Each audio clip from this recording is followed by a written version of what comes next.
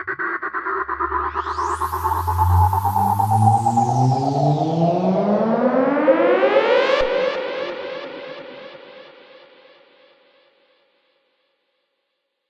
చిన్న గ్రామంలో రామయ్య అనే రైతు ఉండేవాడు.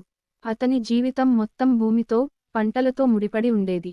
ఉదయాన్నే లేచి, తన పొలానికి వెళ్లి కష్టపడి పనిచేయడం అతని అలవాటు. రామయ్యకి పెద్దగా ఆస్తి సంపద ఏమీ లేదు, కానీ అతనికి ఉన్నది ఒక చిన్న పొలం, 2 ఎద్దులు, మరియు అతని కష్టం. ఒక సంవత్సరం వర్షాలు చాలా ఆలస్యంగా వచ్చాయి.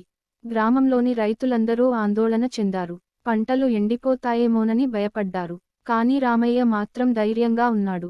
ప్రకృతి మనల్ని ఎప్పుడూ పరీక్షిస్తుంది, కానీ మనం కష్టపడి పని చేస్తే తప్పకుండా ఫలితం వస్తుంది అని అతను తన మనసుకు చెప్పుకున్నాడు. అతను ప్రతిరోజు తన పొలానికి నీరు పోయడానికి దగ్గరలోని చెరువు నుండి నీళ్లు తెచ్చేవాడు.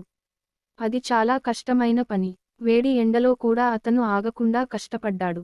గ్రామంలోని ఇతర రైతులు అతన్ని చూసి ఆశ్చర్యపోయేవారు. ఇంత కష్టం చేసి ప్రయోజనం ఏముంటుంది అని కొందరు అనుకునేవారు. కానీ రామయ్య తన పనిలో నిమగ్నమై ఉండేవాడు. కొన్ని రోజుల తర్వాత ఆకాశం మబ్బులతో నిండింది. గ్రామంలో వర్షం మొదలైంది. రైతులందరూ సంతోషంతో మురిసిపోయారు. రామయ్య పొలం మాత్రం అప్పటికే బాగా సిద్ధమై ఉంది. అతను వేసిన విత్తనాలు త్వరగా మొలకెత్తాయి. పంట పచ్చగా పెరిగింది. మిగతా రైతుల పొలాల్లో పంట ఆలస్యంగా మొదలైంది, ఎందుకంటే వారు ముందుగా సిద్ధం కాలేదు.